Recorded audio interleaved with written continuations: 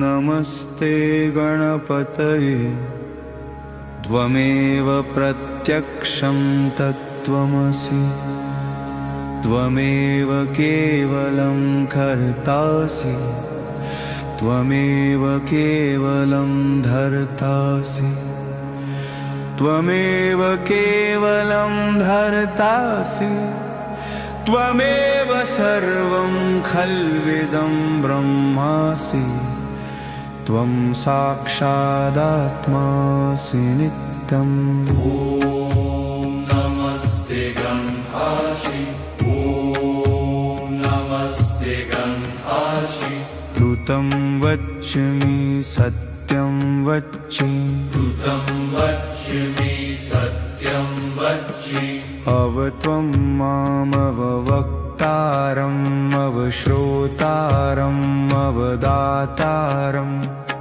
अवधाता अवानुचानमवशिष्यम् अवपश्चात्ता तव पुरस्तात्तवोत्तरात्ता तव दक्षिणात्ता तव चोर्ध्वात्ता अवाधरात्तात् सर्वतो मां पाहि पाहि समन्तात्। त्वं वाङ्मयस्त्वं चिन्मयः त्वमानन्दमयस्त्वं ब्रह्ममयः त्वं सच्चिदानन्दाद्वितीयोऽसि त्वं प्रत्यक्षं ब्रह्मासि त्वं व्यायमयो विज्ञानमयोऽसि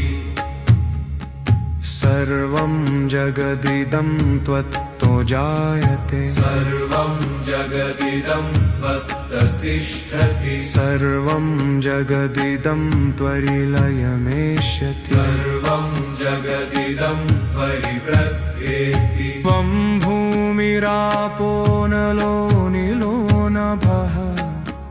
त्वं चत्वारि वाक्पदानि त्वं गुणत्रयातीतः त्वं देहत्रयातीतः त्वं कालत्रयातीतः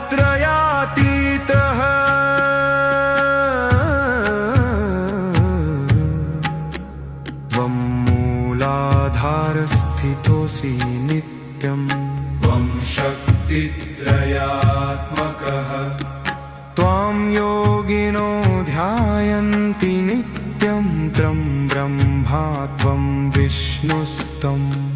रुद्रस्त्वमिन्द्रस्त्वमग्निस्त्वं वायुस्त्वं सूर्यस्त्वं चन्द्रमास्त्वं ब्रह्मभूभुवस्वरो गणादिं पूर्वमुच्चार्य वर्णादिं तदनन्तरम् अनुस्वारः परतरः अर्धेन्दुलसितं तारेण नुद्धं तत्तव मनुस्वरूपम् गकारः पूर्वरूपम् अकारो मध्यमरूपम् अनुस्वारश्चान्त्मरूपम् बिन्दुरुत्तररूपम् नादः सन्धानम् संहिता सन्धिः सैषा गणेशविद्या गणकऋषिः निचोद्गायत्री छन्दः गणपतिर्देवता ॐ गं गणपतये नमः। एकदन्ताय विद्महे वक्रतुण्डाय धीमहि तन्नो दन्ती प्रचोदयात्। एकदन्तं चतुर्हस्तं पाशमं कुशधारिणम् रदञ्च वर्णं हस्तैर्बिभ्राणं मूष मूषकध्वजम् रक्तं लम्बोदरं शूर्पकर्णकं रक्तवाससं रक्तगन्धानुलिप्ताङ्गम् रक्तपुष्पैः सुपूजितं भक्तानुकम्पिनं देवं जगत्कारणमच्युतम् आयुर्भूतं च सृष्ट्यादौ प्रकृते पुरुषात् परम्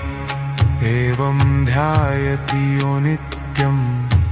स योगी योगिनां वरहो नमो व्रातपतये नमो गणपतये नमः नमो व्रातपतये नमस्ते अस्तु लम्बोदराय एकदन्ताय विघ्ननाशिने शिवसुताय